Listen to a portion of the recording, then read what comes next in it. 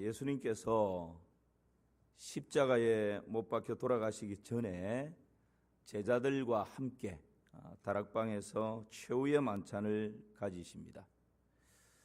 예수님께서는 떡과 포도주를 드시면서 놀라운 비밀을 여기서 말씀을 하시죠. 여러분, 떡과 포도주의 비밀이 무엇입니까? 오늘 그것을 우리가 보편적으로 또 알고는 있지만 다시 한번 떡과 포도주의 비밀을 좀 구체적으로 같이 말씀을 나누려고 합니다. 먼저 떡의 비밀을 나눌 텐데요. 예수님은 유월절에 먹는 누룩 없는 떡을 집으셔서 그것을 제자들에게 나누어 주십니다. 여러분, 이스라엘 백성들이 애굽에서 나올 때 아주 시간이 긴박했습니다. 그래서 이 빵을 구우려면 누룩을 넣어서 좀 부풀게 해야 이 떡이 부드럽고 맛이 있죠. 그런데 누룩을 넣어서 부풀게 맛있게 만들 수 있는 시간이 안 됐기 때문에 그냥 반죽 그릇을 통째로 옷에 싸서 어깨에 메고 출애굽하는 그런 일들이 일어난 것이죠. 그래서 이때를 기억해서 유월절이 되면 모든 이스라엘 백성들이 누룩을 넣지 않은 그런 떡을 먹습니다.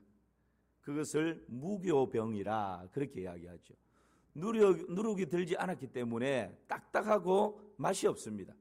그러나 유월절 절기가 되면 모든 이스라엘 백성들이 이 무교병을 먹으면서 하나님께서 우리를 보호해 주시고 구원해 주시고 은혜 가운데 인도해 주신 그 하나님의 손길을 기억하고 감사하고 하나님을 찬양하는 그런 시간들을 가지는 것이죠. 그런데 오늘 이 유월절 때 예수님께서 26절 말씀 최후의 만찬을 하시면서 이렇게 말씀합니다. 시작. 그들이 먹을 때에 예수께서 떡을 가시사 축복하시고 떼어 제자들에게 주시며 이르시되 받아서 먹으라 이것은 내 몸이니라 하시고. 떡의 비밀 첫 번째는 이 떡은 예수님의 뭐라고요? 몸이다. 떡은 예수님의 뭐라고요? 몸이다는 것입니다. 예수님은 떡을 떼어 제자들에게 주시면서 이것은 내 몸이다. 예수님께서 친히 그렇게 말씀하십니다. 이 떡이 예수님의 몸이냐 아니면 예수님의 몸을 상징하는 것이냐 이것을 가지고 아주 많은 논쟁이 있었습니다. 자, 여러분에게 묻겠습니다. 이 떡은 예수님의 몸입니까? 아니면 예수님의 몸을 상징하는 것입니까? 예, 전자입니까? 후자입니까? 예, 이제 이게 또 분분하지 않습니까? 이랬다는 거예요. 어떤 사람들은 예수님의 몸이다. 예수님이 내 몸이라 그랬으니까. 어떤 사람은 그 몸을 상징하는 것이다. 이렇게 막 논쟁이 일어난 것입니다.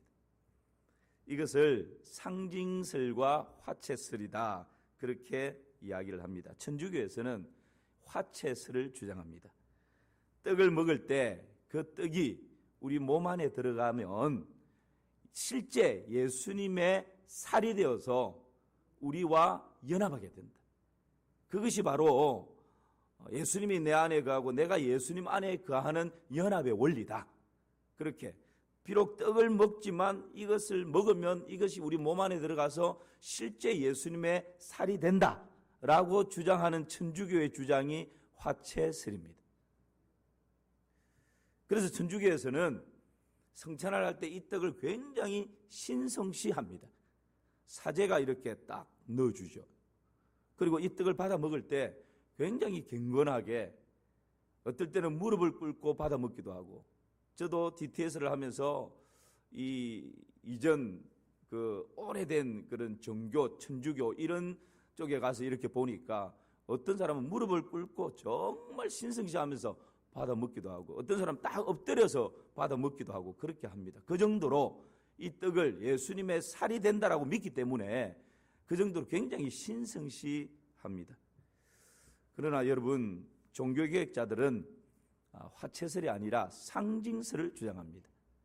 그러니까 이 떡이 우리 몸 안에 들어가서 실제 예수님의 몸으로 변하는 것은 아니다. 떡은 예수님께서 이렇게 떼어서 이렇게 떡을 줌으로 예수님이 십자가에서 그 몸을 우리를 위해서 찢어주시고 또 찢어지고 부서지는 그것을 떡을 이렇게 실제 떼면서 예수님이 십자가에서 이렇게 나를 위해서 죽으실 것이다 라는 것을 상징적으로 보여주는 것이고, 그것을 먹음으로 실제 우리 몸 안에서 예수님의 살로 바뀌는 것이 아니라 성령의 놀라운 은혜로 주님과 우리가 함께 연합하는 그 은혜를 누리는 것이다. 그래서 이것은 상징설로 종교개혁자들은 주장을 합니다. 그 근거를 보면 고린도전서 11장 24절에 보면 이런 말씀이 있어요. 시작. 축사하시고 떼어 이르시되 이것은 너희를 위하는 내 몸이니 이것을 행하여 나를 기념하라. 이것을 행하여 나를 마라? 기념하라. 기념하라는 것은 뭡니까? 기억하라는 것입니다. 그렇기 때문에 이것이 실제 우리 몸 안에서 예수님의 살이 된다, 이 화채설보다는 상징설이 신뢰할 만한 주장이다. 아까 화채설이라고 생각하셨던 분들은 이 시간 빨리 생각을 상징설로 바꾸시기를 바랍니다. 그것이 경건한 우리 그리스도인이 믿고 있는 이 성찬의 떡의 원리입니다. 예수님의 몸이지만 지금은 그 떡을 먹음으로 예수님께서 나를 위해서 십자가에서 몸을 찢어주시고 부숴주신 그 은혜를 기억하는 것이다. 이것을 기념하는 것이다. 두 번째는 몸의 비밀, 떡의 비밀. 두 번째는요, 예수님의 생명입니다. 예수님의 몸일 뿐만 아니라 예수님의 생명이다는 거죠. 요한복음 6장 48절에서 51절, 조금 긴 본문인데요, 제가 한번 읽어보겠습니다. 우리 51절은 같이 읽고 그렇게 합시다. 내가 곧 생명의 떡이니라. 너희 조상들은 광야에서 만나를 먹었어도 죽었거니와 이는 하늘에서 내려오는 떡이니 사람으로 하여금 먹고 죽지 아니하게 하는 것이니라. 함께 읽습니다. 나는 하늘에서 내려온 살아있는 떡이니 사람이 이 떡을 먹으면 영생하리라. 내가 줄 떡은 곧 세상의 생명을 위한 내 살이니라 하시니라. 예수님께서 이 떡을 내 몸이라 말씀하시면서 이 예사로운 떡이 아니다. 이 떡은 생명의 떡이다. 영생의 떡이다. 하늘에서 내려온 떡이다. 이 떡을 먹는 사람은 죽지 않는다. 그렇게 말씀하십니다. 그러면서 이 떡을 먹으라 하십니다. 옛날 사람들은 기독교인들이 성찬식을 하면서 예수님의 살과 살을 먹고 피를 마신다 그래서 식인종이라고 로마에 고발을 해서, 실제 로마 그 사람들이 기독교를 탄압할 때 이 식인종, 미개인들 그러면서 막 죄목을 붙여서 탄압을 하기도 했습니다. 여러분, 이 떡을 먹으라라고 하는 이 말씀은 무슨 의미입니까? 우리가 음식을 먹으면 그 음식이 우리 뱃속에 들어가서 소화가 됩니다. 그걸로 그냥 배설되는 것이 아니지 않습니까? 소화가 되고 나면 그 음식이 영양분이 골고루 우리 몸속에 흡수가 되어서 그것이 살이 되고 피가 되는 것입니다. 따라서 그 음식이 우리 몸 전체에 생명을 유지하는 힘의 근원이 되는 것이죠. 마찬가지로 예수님을 먹는다라고 하는 것은 우리가 예수님을 믿음으로 그 예수님이 내 안에서 피가 되고 살이 된다라는 의미입니다. 실제적인 피와 살을 말하는 것이 아니라 예수님의 생명이 내 안에 부여되어진다라는 의미입니다. 여러분, 이것이 예수님 믿기 전과 믿은 후의 모습이 다른 것이죠. 예수님 살을 먹는다, 떡을 먹는다라고 하는 것은 내가 예수님을 받아들인다, 예수님을 믿는다라는 의미와 일맥상통하는 것입니다. 그러므로 이제는 내가 사는 것이 아니라 내 안에 그리스도께서 사시는 것이라. 여러분, 이 떡을, 예수님의 살을 상징하는 떡을 먹음으로 내 안에 그리스도께서 살아 생명으로 역사하시는 것입니다. 성령님께서 내 안에 끊임없이 나는 죽고 예수로 살도록 우리의 육신의 소욕을 성령께서 불태워 버리시는 것입니다. 그래서 우리가 예수님의 생명으로 살아갈 수 있도록 도와주시고 은혜를 베풀어 주시는 것입니다.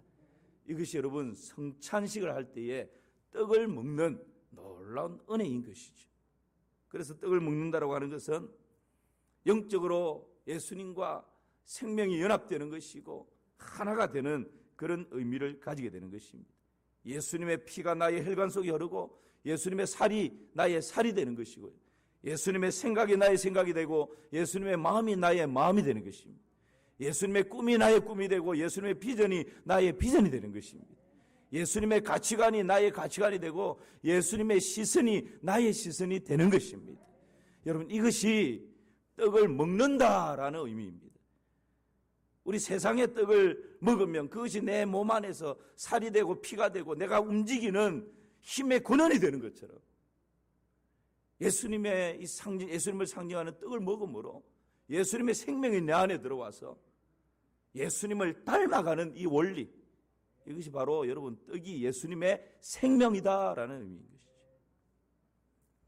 떡의 비밀 세 번째는 예수님의 희생입니다.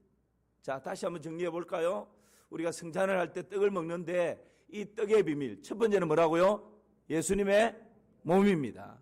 자, 앞에 스크린에 있습니다. 두 번째는 뭐죠? 예수님의 생명이다라는 것. 세 번째는요, 희생이다라는 것입니다. 예수님께서 이 떡을 통째로 그냥 주시지 않았어요. 오늘 본문에 보니까 이 떡을 어떻게 했어요? 떼어 제자들에게 어떻게 해요? 나누어 주었다. 그렇게 말씀합니다. 이 떼어라고 하는 이 원어적인 의미는 부수다, 깨뜨려뜨리다, 으개다. 반죽을 할 때 막 으개지 않습니까? 이런 의미가 있어요. 부수다, 깨뜨리다, 으개다. 마치 이런 추수를 할 때 곡식이 부수어져서 가루가 되는 것처럼 어떤 이런 의미를 가지고 있는 것이죠.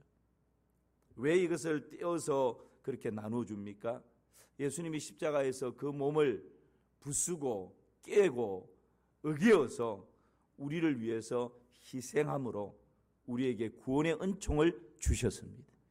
이것을 눈으로 보며 상징적으로 지금 보여주시는 것이죠. 왜 이 깨뜨림이 필요합니까? 왜 부수어지는 것이 필요합니까? 나누기 위해서입니다.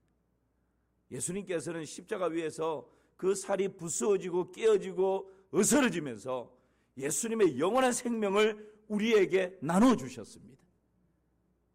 이것을 통해서 여러분, 우리도 예수님의 떡을 먹을 때 잊지 말아야 할 것은 내가 깨어지고 부수어지고 으개지고 이것을 통해서 사랑을 나누고 빛을 나누고 그리스도의 향기를 나누고 예수 그리스도의 생명을 나누는 삶을 살아야 하는 것입니다. 구약시대 기드온의 항아리를 기억하십니까? 300용사가 미디안과 전쟁을 하는데 항아리에 횃불을 다 숨깁니다. 그리고는 결정적인 순간에 어떻게 하죠? 항아리를 깹니다. 그럴 때 횃불이 드러나게 되고 그 빛으로 인하여서 함성으로 인하여서 여러분 이 미대한 군사들이 혼비백산이 되어서 이 전쟁에서 기드온 300용사가 대성을 거두지 않습니까? 만약에 그 항아리가 횃불을 감추고 있었던 항아리가 깨어지지 않았다면 아무 일도 일어나지 않는 것이죠. 깨어지고 부수어질 때 여러분 역사가 일어나는 것입니다. 신약시대 마리아의 향유옥합을 기억하십니까? 그 비싼 향유옥합, 마리아가 깨어서 예수님의 머리에 붓고 그것이 예수님의 발에까지 흘러내리고 그 예수님의 발을 마리아의 머리털로 머리카락으로 닦습니다. 예수님의 십자가에 죽으시고 장사될 것을 기념하는 것이죠. 그 향유 냄새가 온 집안에 가득했다 말씀합니다. 여러분, 향유 옥합을 깨뜨리지 않았다면 그 향기가 온 집안에 가득할 수 있었겠습니까? 결코 그럴 수 없습니다. 우리에게도 깨뜨림이 필요합니다. 깨어져야 빛이 흘러나오고 깨어져야 그리스도의 향기를 발할 수 있는 것입니다. 내가 죽어야 예수님이 사는 것입니다. 예수님은 십자가로 가시기 전에 이렇게 말씀하십니다. 요한복음 12장에 보니까 내가 진실로 진실로 너희에게 이르노니 하늘의 밀이 땅에 떨어져 죽지 아니하면 하늘 그대로 있고 죽으면 많은 열매를 맺느니라. 내가 깨어지고 내가 부서지고 내가 의겨지고 내가 죽어야 많은 열매가 맺혀질 수 있다라고. 내가 죽어야 생명을 나눌 수 있다라고. 내가 죽어야 빛이 드러날 수 있다고. 내가 죽어야 향기가 온 집안에 가득할 수 있다고. 이것이 여러분 희생과 나눔의 원리입니다. 성찬 때에 떡을 떼는 것은 깨어지고 부수어지는 희생을 보여주는 것뿐만 아니라 이 떡이 떼어져야 누군가의 입에 들어가게 되고 피가 되고 살이 되고 나누어지게 되는 것입니다.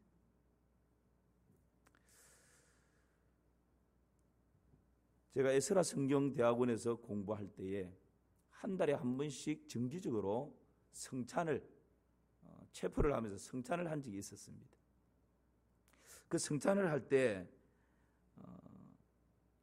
상징적으로 이런 모습으로 하는 것을 조금 특이하게 봤습니다.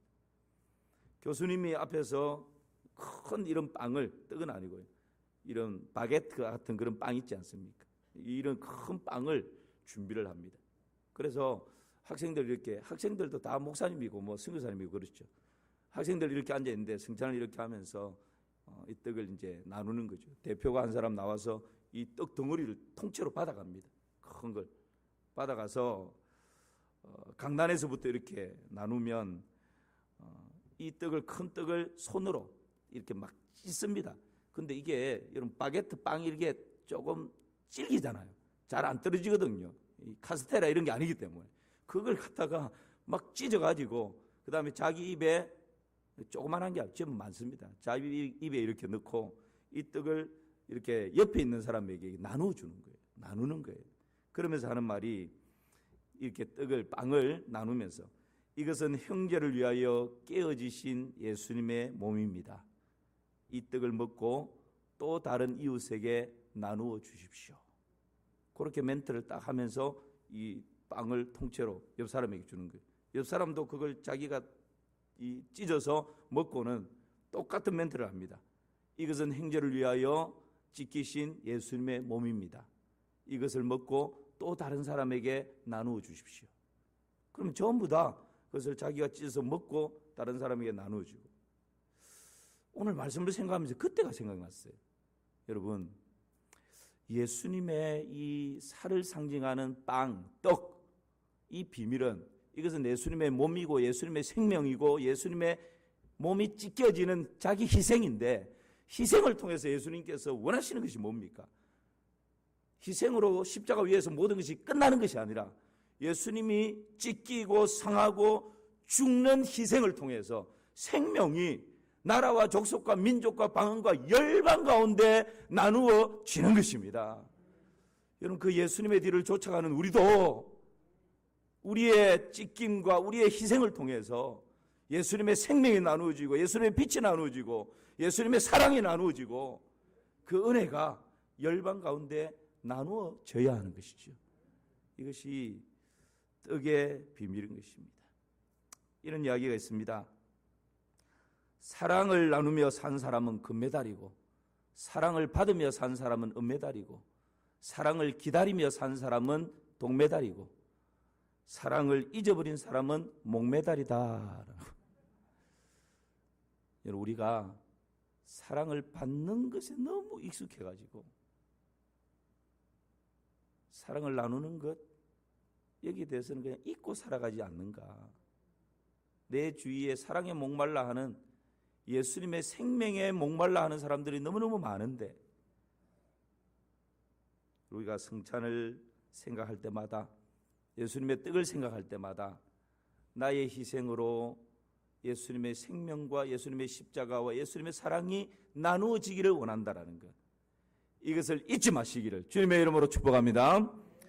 피의 비밀을 같이 또 한번 보겠습니다. 피의 비밀은 뭘까요? 27절 28절 두 절 말씀을 우리 같이 한번 읽어봅시다. 시작. 또 잔을 가지사 감사기도 하시고 그들에게 주시며 이르시되 너희가 다 이것을 마시라.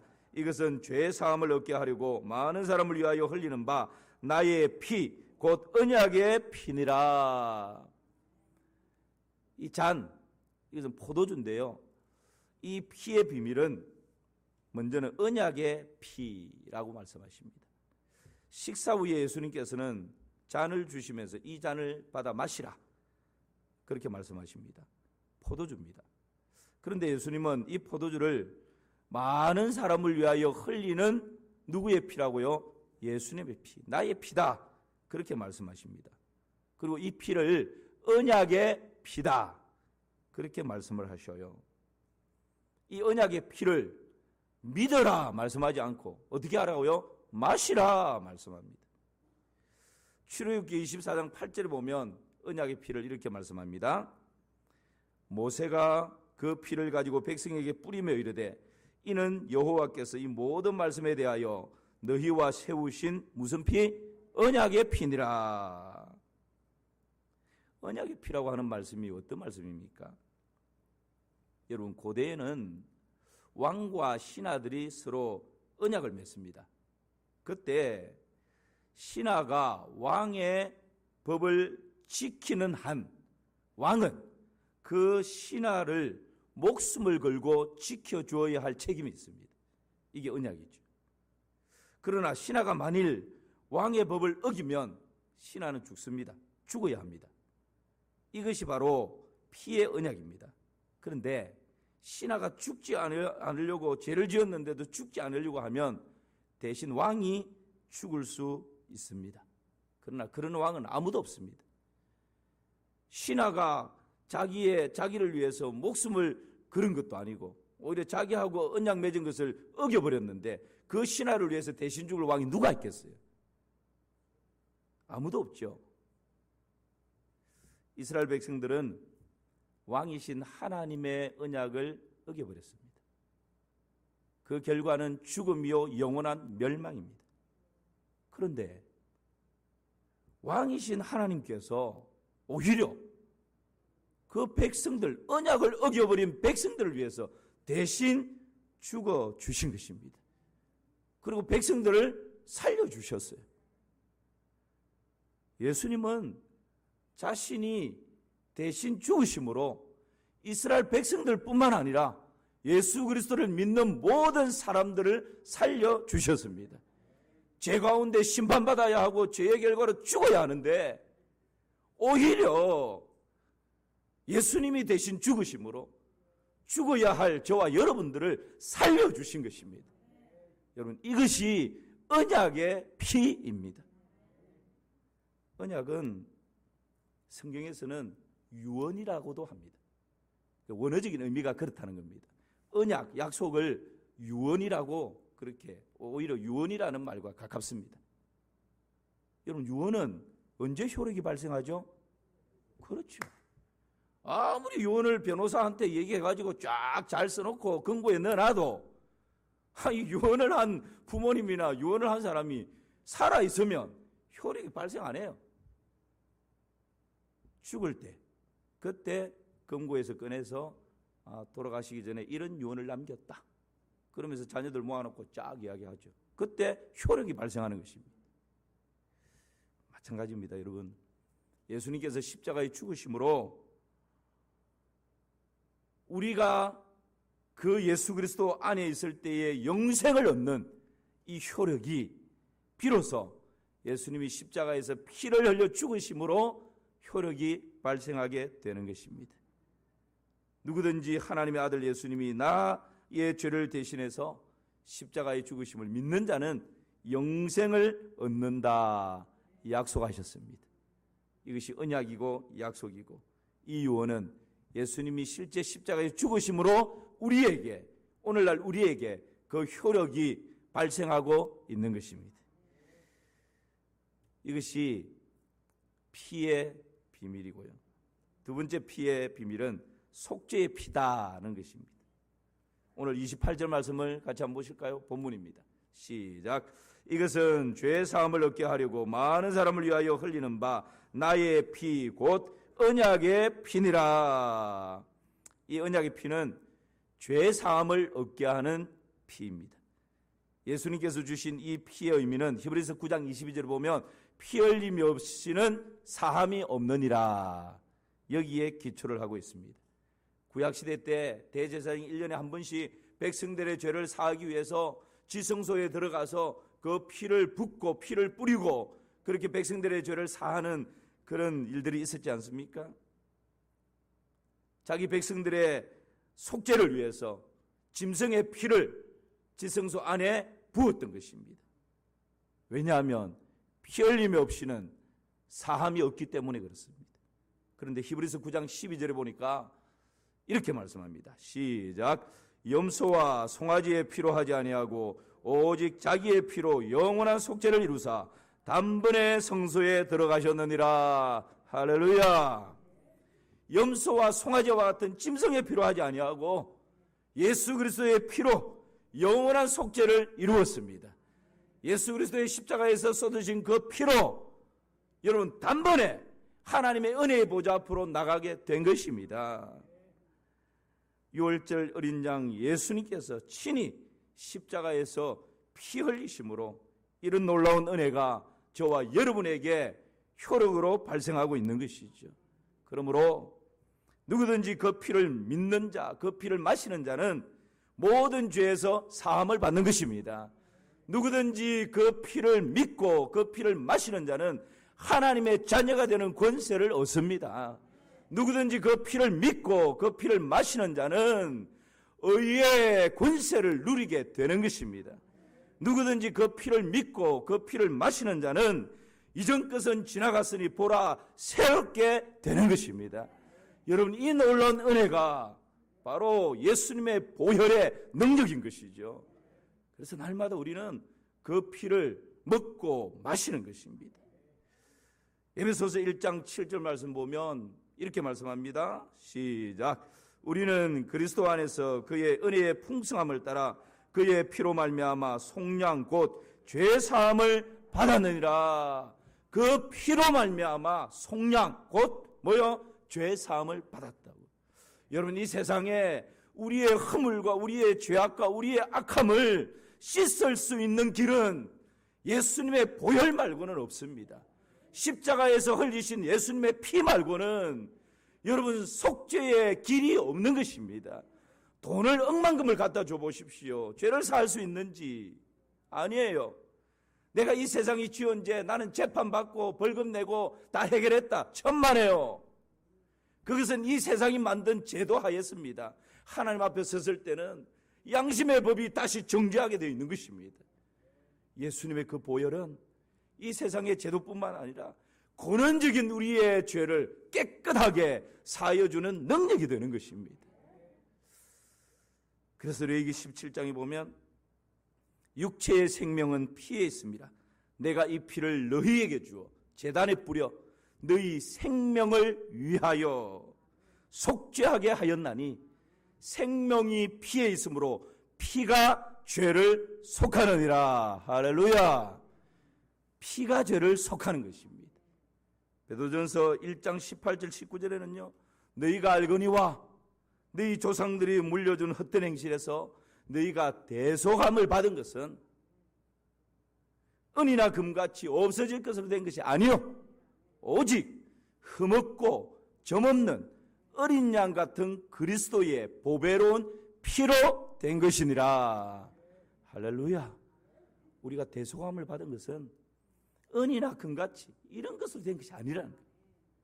흠없고 점없는 어린 양 같은 그리스도의 보배로운 피로 우리의 모든 죄가 사함받았다라고 선언을 하고 있는 것입니다. 이것이 여러분 피의 비밀입니다.